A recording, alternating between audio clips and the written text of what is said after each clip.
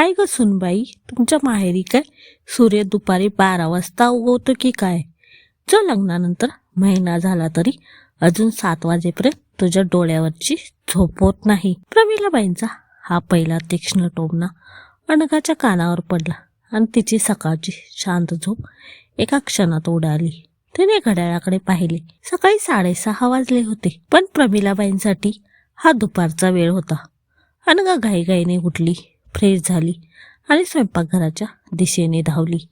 तिला माहीत नव्हते की आजच्या या पहिल्या टोमण्याने तिच्या आयुष्यात एका अशा भयंकर वादळाची सुरुवात झाली आहे, जे पुढील काही महिन्यात तिच्या संपूर्ण संसाराची राख करणार होते.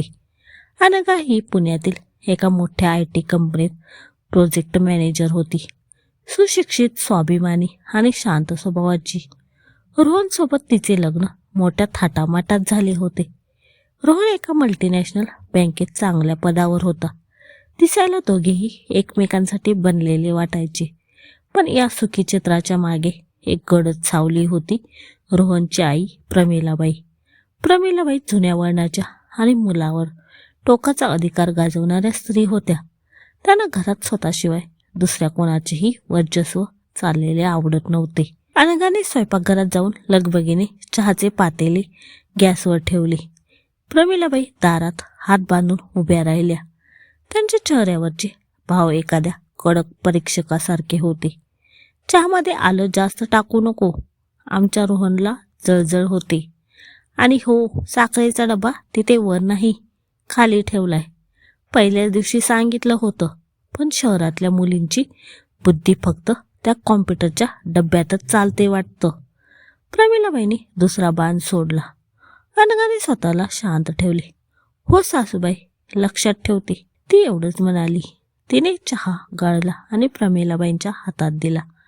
प्रमिलाबाईंनी चहाचा एक घोट घेतला आणि लगेच तोंड वेडेवाकडे केले.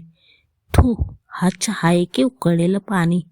चहापत्तीचा रंगच उतरला नाही. तुझ्या आईने तुला साधं चहा बनवायलाही शिकवलं नाही का ग? फक्त मोठ्या पगाराच्या नोकऱ्या मिळवायला शिकवलं. आई या शब्दावर अनघाच्या काळात चर झालं. पण लग्न होऊन अवघे काही दिवस झाले असल्याने तिला घरात वाद घालायचा नव्हता. ती शांतपणे आपल्या खोलीत निघून गेली.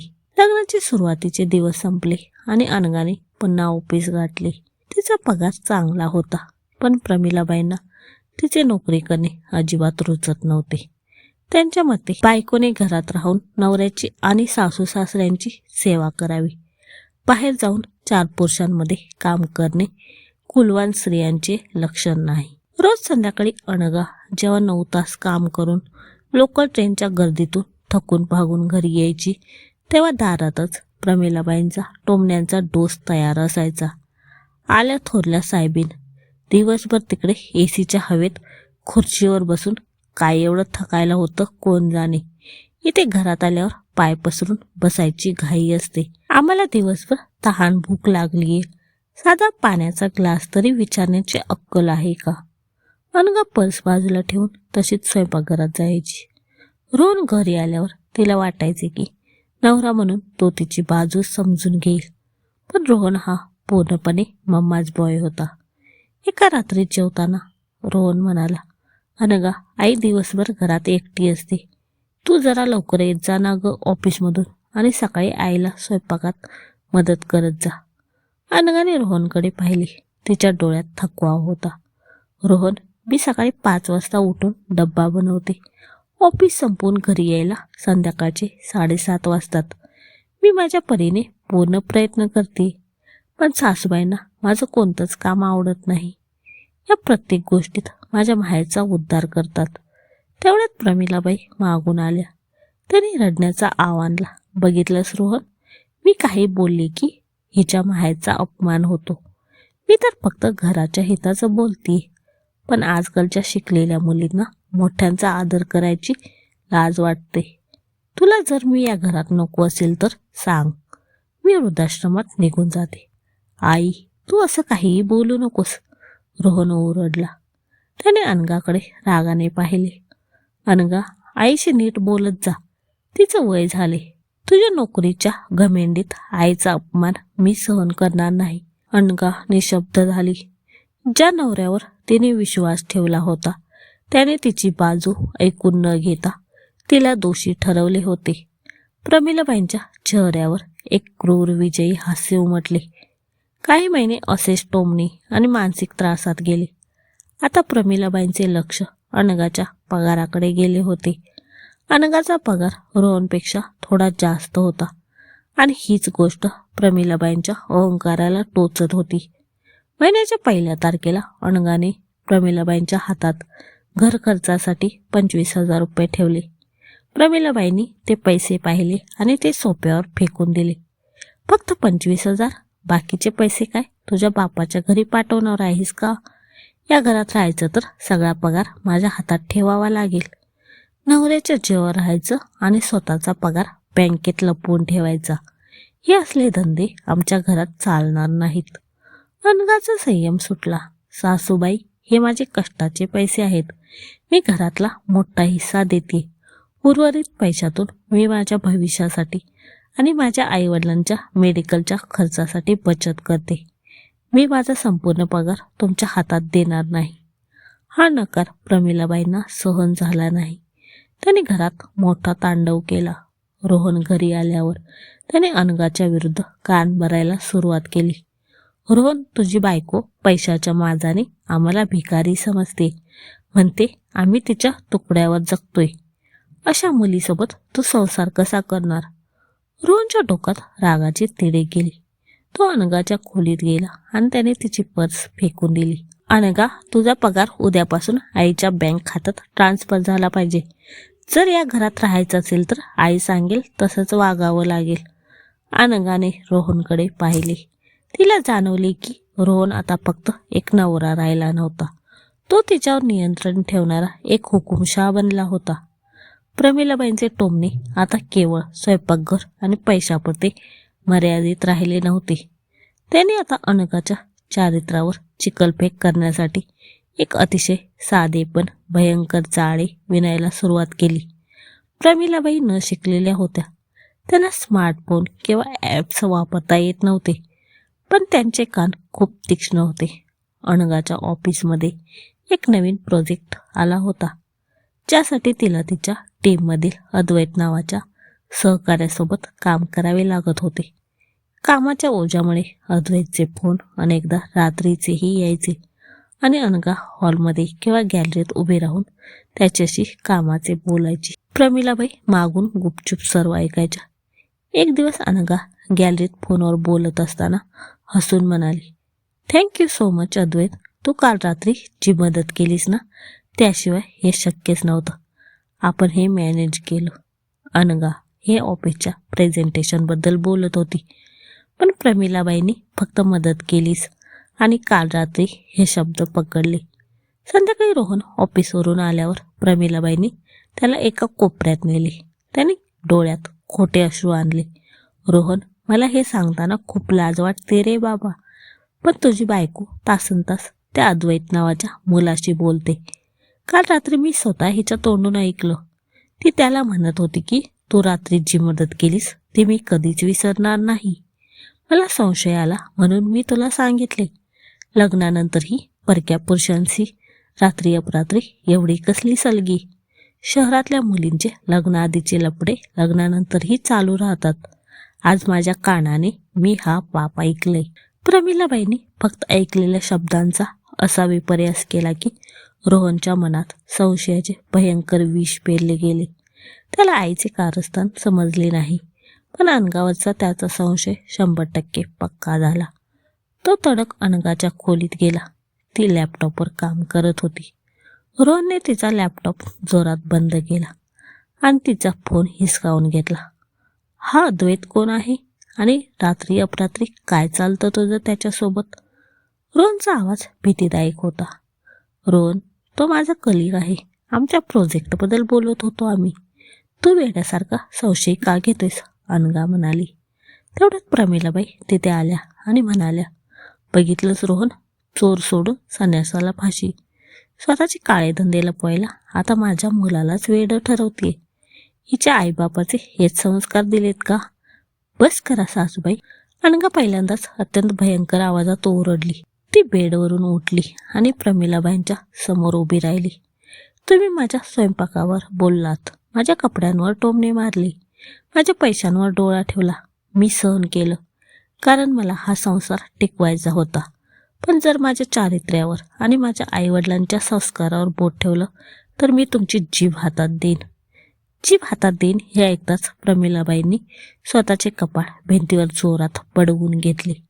मेले ग बाई, सुनेने मला मारलं, घरातून काढा, हिने मला जीवे मारण्याची धमकी दिली. त्या खोटच ओरडू लागल्या. रोहनचा ताबा सुटला. आईच्या कपाळातून आलेलं रक्त पाहून त्याने मागचा पुढचा कोणताही विचार केला नाही. त्याने अनघाच्या केसाला पकडले आणि तिच्या गालावर एक भयंकर चपराक मारली. अनघा खाली कोसळली. तिच्या ओठातून रक्ताची धार वाहू लागली. माझ्या आईला उलट बोलतेस, तुझी हिंमत कशी झाली? रोहन ओरडत होता. अनघा जमिनीवर पडली होती. तिच्या डोळ्यातून अश्रू वाहत होते, पण त्या अश्रूत आता दुःख नव्हते. त्या चपराकीने तिच्या मनातील रोहनबद्दलचे सर्व प्रेम, आदर आणि नात्यांची वीण एका क्षणात तोडून टाकली होती. ती शांतपणे उठली. तिने ओठावरचे रक्त पुसले आणि रोहनच्या डोळ्यात डोळे घालून पाहिले. त्या डोळ्यातील थंडपणा पाहून रोहनही एका क्षणासाठी शहारला. त्याच रात्री अनघाने तिची बॅग भरली. प्रमिलाबाई दारात उभ्या राहून हसत होत्या. जा जा तुझ्या बापाच्या घरी, 2 दिवसात नाक घासून परत येशील, तेव्हा समजेल सासू काय असते ते. अनघा काहीही न बोलता घरातून बाहेर पडली. 2 दिवस झाले, 3 दिवस झाले, आठवडा झाला. अनघाचा कोणताही फोन आला नाही. रोहननेही तिच्या अहंकाराला ठेच पोहोचवण्यासाठी फोन केला नाही. प्रमिलाबाई खुश होत्या की सून आता वटणीवर येईल. पण 10व्या दिवशी सकाळी घराची बेल वाजली. प्रमिलाबाईंनी दरवाजा उघडला. दारात अनघा नव्हती, तर 2 पोलीस अधिकारी आणि एक महिला कॉन्स्टेबल उभे होते. त्यांच्या हातात कागदपत्र होती. रोहन सावंत आणि प्रमिला सावंत तुम्हीच का? वरिष्ठ पोलीस अधिकाऱ्याने कडक आवाजात विचारले. रोहन घाईघाईने पुढे आला. हो सर, काय झालं? तुम्हा दोघांच्या नावावर कौटुंबिक हिंसाचार, छळ आणि हुंडा प्रतिबंधक कायद्याअंतर्गत विनाजामीन वॉरंट निघाला आहे. तुमच्या पत्नीने अनघा सावंतने तुमच्या विरुद्ध तक्रार दाखल केली आहे, अधिकाऱ्याने सांगितलं. प्रमिलाबाईंची पोलिसांना पाहून घाबरून गाळण उडाली.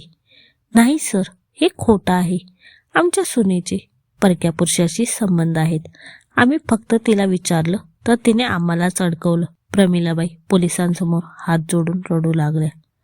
पण खरी खेळी पुढे होती. महिला पोलीस कॉन्स्टेबलने हसून एक पेनड्राईव्ह बाहेर काढला. प्रमिलाबाई, तुमचं नाटक आता पोलिसांसमोर चालणार नाही. तुमच्या सुनेने आम्हाला जे पुरावे दिलेत ते कोर्टात तुम्हाला जन्मठेपेची हवा खायला पुरेसे आहेत, कॉन्स्टेबल म्हणाली. अनघा ही आयटीत काम करणारी मुलगी होती आणि प्रमिलाबाईंच्या रोजच्या त्रासाला कंटाळून तिने आधीच खबरदारी घेतली होती. प्रमिलाबाईंनी जेव्हा पैशांवरून तांडव केला होता त्याच दिवशी अनघाने हॉलमध्ये, देवाऱ्याच्या मागे आणि तिच्या बेडरूममध्ये छुप्या रीतीने स्मार्ट स्पाय कॅमेरे बसवले होते, जे लहान बल्बसारखे दिसायचे आणि कोणालाही संशय येत नव्हता. त्या कॅमेऱ्यामध्ये प्रमिलाबाईंनी अनघाला मारलेले टोमणे, पैशांसाठी केलेला मानसिक छळ, अद्वैतच्या नावावरून लावलेला खोटा कलंक आणि सर्वात महत्त्वाचे म्हणजे त्या रात्री प्रमिलाबाईंनी स्वतःचे कपाळ स्वतःच भिंतीवर बडवून घेतलेले नाटक आणि त्यानंतर रोहनने अनघाला मारलेली ती भयंकर चपराक, हे सर्व काही हाय डेफिनिशन ऑडिओ आणि व्हिडिओसह रेकॉर्ड झाले होते. प्रमिलाबाईंचे स्वतःला दुःखापत करून घेण्याचे खोटे नाटक कॅमेराने स्पष्ट पकडले होते. रोहन आणि प्रमिलाबाईंना पोलिसांनी ताब्यात घेतले. रोहनची बँकेतील नोकरी गेली, कारण फौजदारी गुन्हा दाखल असलेल्या कर्मचाऱ्याला बँक कामावरून काढून टाकते. समाजात सावंत कुटुंबाची प्रचंड थूथू झाली. नातेवाईकांनी त्यांच्याशी संबंध तोडले. घटस्फोटाच्या बदल्यात अनघाने रोहनकडून पोटगी म्हणून त्याच्या फ्लॅटचा ताबा आणि 20 लाख रुपये वसूल केले. काही महिन्यानंतर रोहन आणि प्रमिलाबाई जेलमधून जामिनावर बाहेर आले. पण आता त्यांच्याकडे काहीही उरले नव्हते. नोकरी गेली होती, घर गेले होते आणि समाजातील इज्जतही मातीत मिळाली होती. एक दिवस रोहन एका भाड्याच्या छोट्या खोलीत डोक्याला हात लावून बसला होता. प्रमिलाबाई त्याच्यासाठी चहा घेऊन आल्या. चहाचा रंग पांढरा फटक पडला होता आणि चवही नव्हती. रोहनने चहाचा कप बाजूला ठेवला आणि आईकडे पाहिले. बघितलंस आई, आज चहामध्ये ना पत्तीचा रंग आहे ना साखर आहे, पण आज मी तुला एकही टोमणा मारणार नाही, कारण तुझ्या याच टोमण्यानी आणि खोट्या नाटकाने माझं हस्त खेळतं घर, माझी सुंदर बायको, माझी इज्जत, माझी नोकरी सगळं काही उद्ध्वस्त केलं. तू इतकं घाणेरडं राजकारण केलंस की आज तुझा मुलगा रस्त्यावर आलाय. प्रमिलाबाईंच्या डोळ्यातून पश्चातापाचे अश्रू वाहत होते. पण आता खूप उशीर झाला होता. तो रिकामा उद्ध्वस्त संसार त्याच्या कर्माची साक्ष देत होता. जेलमधून जामिनावर सुटल्यानंतर रोहनचे आयुष्य पूर्णपणे बदलले होते. कधी काळी मल्टीनॅशनल बँकेत मॅनेजर म्हणून मिरवणारा रोहन आता एका साध्या फायनान्स कंपनीत अवघ्या 15,000 रुपयांवर रिकव्हरी एजंटचे काम करत होता. त्याची ती सुबक राहणीमान, महागड्या गाड्या आणि मित्रांची साथ आता इतिहास जमा झाली होती. रोज सकाळी त्याला थकून भागून लोकल ट्रेनच्या गर्दीतून जावे लागायचे. तेव्हा त्याला अनगाच्या त्रासाची जाणीव व्हायची. घरी आल्यावर प्रमिलाबाईंचे आजारपण आणि त्याची झालेली दुरवस्था पाहून त्याला राग कमी आणि स्वतःची चीड जास्त यायची. प्रमिलाबाईंचे ते मोठे साम्राज्य आता एका 10x10च्या भाड्याच्या खोलीत आटले होते. ज्या जिभेने आधी रोज टोमणे मारायच्या, ती जीभ आता अर्धांगवायूच्या झटक्याने तोतरी झाली होती. कोर्टाच्या धक्क्याने आणि जेलच्या हवेने त्यांच्या शरीराचा ताबा घेतला होता. रोहन रात्री उशिरा घरी आला की प्रमिलाबाई त्याच्याकडे डोळ्यात पाणी आणून पाहायच्या. त्यांना बोलायचे खूप असायचे, पण तोंडातून फक्त अस्पष्ट शब्द बाहेर पडायचे. रोहन त्यांच्याकडे पाहायचा आणि स्वतःलाच विचारायचा, या म्हातारीच्या खोट्या नाटकासाठी मी माझ्या लक्ष्मीसारख्या बायकोवर हात उचलला, तिच्या चारित्र्यावर संशय घेतला. दुसरीकडे अनघाने भूतकाळातील त्या काळ्या रात्रीला मागे टाकून स्वतःचे एक नवे साम्राज्य उभे केले होते. कोर्टातून मिळालेल्या पैशातून आणि स्वतःच्या कष्टाच्या जोरावर तिने पुण्यात स्वतःची IT कन्सल्टन्सी फर्म सुरू केली होती. आता ती केवळ एक कर्मचारी नव्हती, तर 50 लोकांची बॉस होती. तिच्या चेहऱ्यावर पूर्वीचा तो घरगुती दडपणाचा भाव नव्हता, तर एका यशस्वी उद्योजकीचा आत्मविश्वास झळकत होता. तिने तिच्या आईवडिलांना स्वतःसोबत पुण्यातल्या एका पॉश सोसायटीत राहायला आणले होते. तिचे आयुष्य आता शांत, सुखी आणि स्वाभिमानी होते. अद्वैत अजूनही तिचा सर्वात चांगला मित्र आणि बिझनेस पार्टनर होता. ज्या अद्वैतच्या नावावरून प्रमिलाबाईंनी अनघाचे घर उद्ध्वस्त केले होते, त्याच अद्वैतने अनघाला या कठीण काळात एका खऱ्या मित्रासारखी साथ दिली होती. लग्न मोडून आता 2 वर्ष झाली होती. एका संध्याकाळी रोहन त्याच्या कंपनीच्या कामानिमित्त पुण्याच्या त्याच भागात गेला होता जिथे अनघाचे ऑफिस होते. एका मोठ्या कॅफेच्या बाहेर पाऊस पडत होता. रोहन रस्त्याच्या कडेला उभा राहून छत्री धरून एका ग्राहकाला फोन करत होता. तेवढ्यात कॅफेच्या दारात एक अलिशान काळी गाडी येऊन थांबली. गाडीचा दरवाजा उघडला आणि त्यातून अद्वैत बाहेर पडला. त्याने छत्री उघडली आणि गाडीच्या दुसऱ्या बाजूला जाऊन दरवाजा उघडला. गाडीतून अनघा बाहेर पडली. तिने एक सुंदर फॉर्मल सूट घातला होता. हातात महागडी पर्स होती आणि चेहऱ्यावर एक वेगळंच तेज होतं. अनघा आणि अद्वैत हसत हसत कॅफेच्या दिशेने जाऊ लागले. रोहनच्या हातातला फोन जणू गळून पडायचा बाकी राहिला. त्याने अनघाला पाहिले. तिची ती प्रगती पाहून त्याच्या काळजाला एक मोठी चहूक उमटली. त्याच्याकडून राहवले नाही. तो छत्री बाजूला फेकून धावत गेला आणि त्याने कॅफेच्या दारापाशी अनघाला आवाज दिला, अनघा. अनघाने मागे वळून पाहिले. समोर ओलाचिंब झालेला, फाटकी चप्पल घातलेला, चेहऱ्यावर थकवा आणि डोळ्यात लाचारी असलेला रोहन उभा होता. 2 वर्षात रोहन ओळखू न येण्याइतका बदलला होता. अद्वैतने रोहनला ओळखले आणि तो अनघाच्या मागे उभा राहिला. रोहन, तू इथे? अनघाचा आवाज एकदम शांत होता. त्यात ना राग होता ना जुना संताप. तो एखाद्या अनोळख्या व्यक्तीशी बोलावे तसा होता. रोहनचे डोळे भरून आले. तो अनघासमोर हात जोडून उभा राहिला. अनघा, मला माफ कर. मला माहिती आहे मी तुझ्याशी खूप मोठा अन्याय केला. आईच्या खोट्या बोलण्यावर विश्वास ठेवून मी तुझ्यावर हात उचलला. माझ्या कर्माची शिक्षा मला मिळाली आहे अनघा.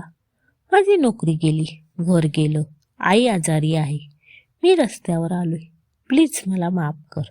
आपण पुन्हा नवीन सुरुवात करू शकत नाही का?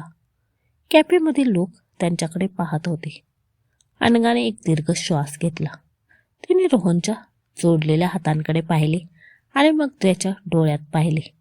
रोहन, ज्या रात्री तू माझ्या केसाला पकडून माझ्या गालावर चपराक मारली होतीस ना, त्याच रात्री अनघा नावाच्या मुलीचा जुना संसार तिथेच मेला होता. मी तुला आणि तुझ्या आईला कोर्टात शिक्षा दिली. ती बदल्याच्या भावनेने नाही तर स्वतःच्या स्वाभिमानासाठी दिली होती. आज माझ्या मनात तुझ्याबद्दल रागही नाही आणि प्रेमही नाही. तू माझ्यासाठी फक्त एक जुनं वाईट स्वप्न आहेस. पण Anagha, I am really sorry. Rohan रडू लागला. रोहन, आता खूप उशीर झालाय. तुझ्या आईने मला रोज टोमणे मारली, माझ्या बाहेरचा उद्धार केला. तेव्हा जर तू एक नवरा म्हणून मला फक्त मी तुझ्यासोबत आहे एवढं म्हटलं असतं ना, तर मी आयुष्यभर तो छळ सहन केला असता.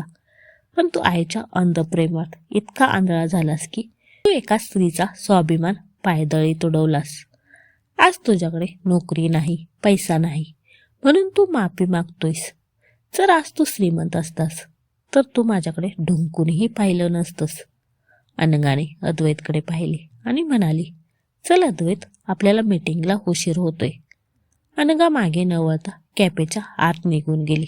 अद्वैतने रोहनकडे एक कटाक्ष टाकला आणि तोही आत गेला. काचेच्या दरवाजाच्या पलीकडे अनघा एका मोठ्या टेबलवर बसून हसत मुखाने लोकांसोबत शेक हँड करत होती आणि काचेच्या या बाजूला रोहन पावसाच्या पाण्यात स्वतःचे अश्रू लपवत एकटाच उभा होता. रोहन संत पावलांनी मागे फिरला. त्याला आता समजले होते की काही चुकांची माफी नसते तर फक्त शिक्षा असते. तो घरी पोचला तेव्हा प्रमिलाबाई खाटेवर पडून दाराकडे पाहत होत्या. रोहनने त्यांच्याकडे पाहिले आणि तो शांतपणे कोपऱ्यात जाऊन बसला. सासूंच्या टोमण्याने सुरू झालेला तो गृहक्लेश आज एका अशा वळणावर येऊन थांबला होता जिथे पश्चातापाची आग तर होती, पण ती विझवण्यासाठी ना अनघाचे प्रेम उरले होते ना संसाराची सावली. अहंकाराच्या या लढाईत सासू आणि मुलगा दोघेही पूर्णपणे उद्ध्वस्त झाले होते.